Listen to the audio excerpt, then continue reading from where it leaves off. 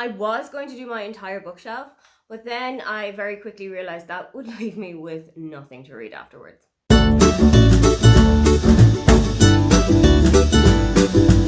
Hi, welcome, come on in. My name is Aoife and today I am taking you through the books that will self-destruct in my TBR if I don't have them read by the end of 2024. This is in absolutely no way a new concept. I think it was developed by Becca from Becca and the Books, but I have seen so many people doing it recently. I've seen Brittany from Brittany Loves Reading doing it.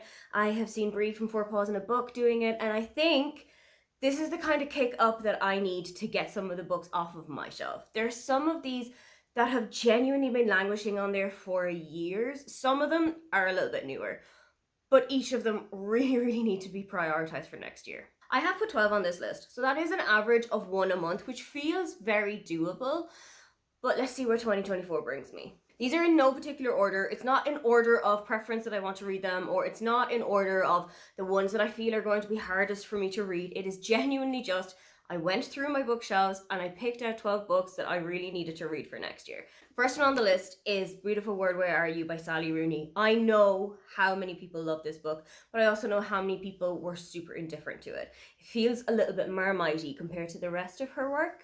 I actually borrowed this from a friend of mine here in Berlin that I used to work with, and I have not seen her since I actually took the book from her. So I think if I read this book, it gives us then an opportunity and a reason to go get coffee, catch up with one another. But I can't technically unhold this without giving it back to her. So I do need to read it at least some stage in 2024 so that she can get her book back. Next up is The Mothers by Britt Bennett. I will admit this was a cover buy because the cover of it is super striking. I'm not even entirely sure what the book is actually about. I was completely taken in by the huge splash of colour that is around this book's cover. And honestly, I have enjoyed the other Britt Bennett book that I've read. I read The Vanishing Half and I really enjoyed it. So hopefully this is going to be kind of the same idea. Hopefully it's going to be the same great writing style. Hopefully it's going to be the same great encapsulating tone for me. Next up is a non-fiction book, and that is Ayoade on Ayoade by Richard Ayoade. I absolutely adore him as a comedian. He is very deadbeat. He is very kind of sarcastic sense of humor. And that is the kind of humor that I really enjoy. I know that he's got another book, which I think is called Over the Top. And it focuses on a film that Gwyneth Paltrow was in like 98, 99, where she is a flight attendant. And I don't think that this is the same book. I think this is a deeper look into other styles of cinema and a little bit more of looking at him himself. So it's a kind of half a memoir, half a non-fiction book. I'm interested. I think this is my brother's book. I do think that there was once 2 copies floating around the house, but I think I might have taken this from my brother's shelf, so if I don't read it, it has to go straight back to him. Next up is By Any Other Name by Lauren Kate. I was really taken in by the title of this because it is taken from Romeo and Juliet, one of my favourite Shakespearean works. But I have heard a couple of mixed things about this. I know that this is going to be a very closed-door romance, which is something that I'm trying to expand my horizons in. I've read quite a lot of open-door romances, but the closed doors that I have read have been really enjoyable. So maybe this is another way into that for me. I also think that this is about a writer who is living in New York and is trying to make it work for her. So that is something that is truly interesting for me to read. One of my favorite series is about a writer trying to make it work in New York. So let's see how this one goes as well. Another comedian memoir on the list is A Funny Life by Michael McIntyre. I actually gave this copy to a friend of mine when she was sick a couple of months ago, and she loved it. She thought it was so funny and really realistic to Michael McIntyre as a person and as a comedian. I have already read Life and Laughing, which was his first memoir, and I'm kind of intrigued just to see what would be in his second memoir, because that didn't come out a whole long time ago. I think it came out in maybe 2017 or 18. So I'm interested to see how his life has changed so much that now we've got a second memoir in about 7 years. Next up is The Setup by Lizzie Dent. I have read 2 books by Lizzie Dent. I loved one and gave it 5 stars. I didn't really enjoy the other one and I DNF'd it. So I'm hoping that this is going to be a kind of a bring back to life for her. I'm really hoping that this is going to be one that I really enjoy. This one, I think, is a little bit about horoscopes and about fate, and I'm so interested to see how that's going to work because I am a kind of a small horoscopes girly. I'll watch a TikTok, for example, if it's about Cancer girls. I'll watch a TikTok if it's about this is the month that's ahead of you, if this is your star sign. But I don't go out and seek it out. So I'm kind of wondering if that is going to either turn me off or really grab me in. Next up is Sorrow and Bliss by Meg Mason. I bought this initially as part of the Bipolar Book Club run by Shar from Thoroughly Enjoyed Reads, who isn't posting as much anymore.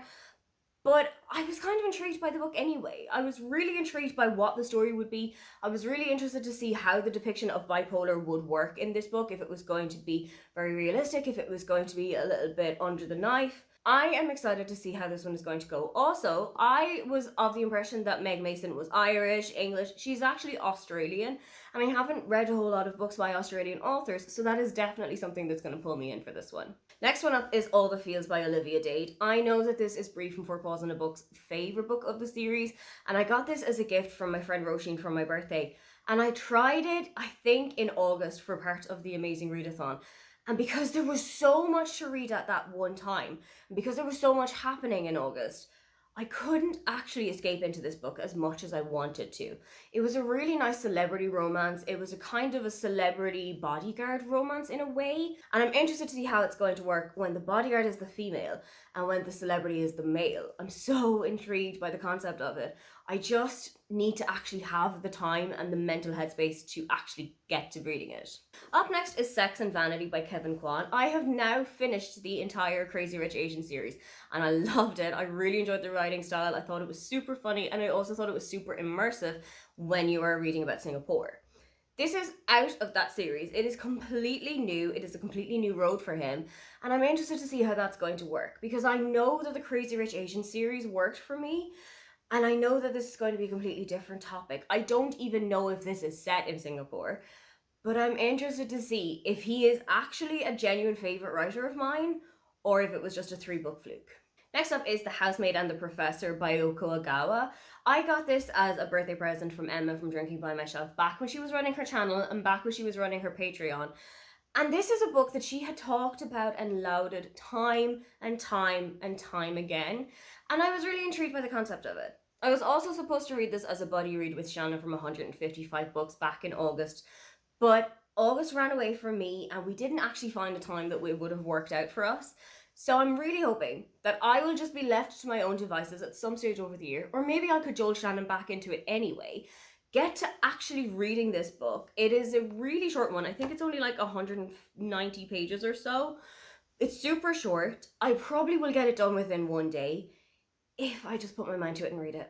Because there are so many Marian Keyes books on my TBR, I felt like I should put at least one of them on there and see how I feel about her books that are outside of the Walsh Sisters series, that are outside of the books that she has written recently that I've really enjoyed. So I'm going to go back to her older books, see how her writing style works for me there. So I just picked one of the books that was on my TBR at random, and it turned out to be The Brightest Star in the Sky. I have not a whole lot of an idea what this is about. I read, I think, the first chapter of it as part of my Irish Books Try a Chapter video way back in March. Honestly, I don't remember what this book was about. I just know that this one was put on the maybe in 6 months time list. I had 2 lists. I had one that was super, super important to get to within the next 6 months. And then I had this can wait for a little bit longer. This went on the this can wait a little bit longer. And hopefully that little bit longer will just take me into 2024. Finally, the 12th book on this list is Tomorrow and Tomorrow and Tomorrow by Gabrielle Zevin. I got caught up in the hype so hard. And this is a book that you wouldn't necessarily associate with me because there is a romance in it. There is a quite heavy romance plot to it, but a lot of it is about video game design. And that is not an area of expertise at all for me. I play The Sims. That is the level of my expertise with video games. But I am excited to see how this is going to go. I know so many people who have loved this. I know that it was a Goodreads Choice Award, I think. I am so intrigued to see how I'm going to enjoy this one, if I'm going to enjoy it at all. Those are 12 books that if I don't read them by the 31st of December 2024, they have to go either way. Is there any book on that list that you think that I should start with? Or is there something on your TBR that's going to self-destruct in 2024? If you would love to leave me a comment but you can't think of anything you'd like to say, then just leave me the explosion emoji. Don't forget to like and subscribe because I have new videos up every week. Now, get on out of here.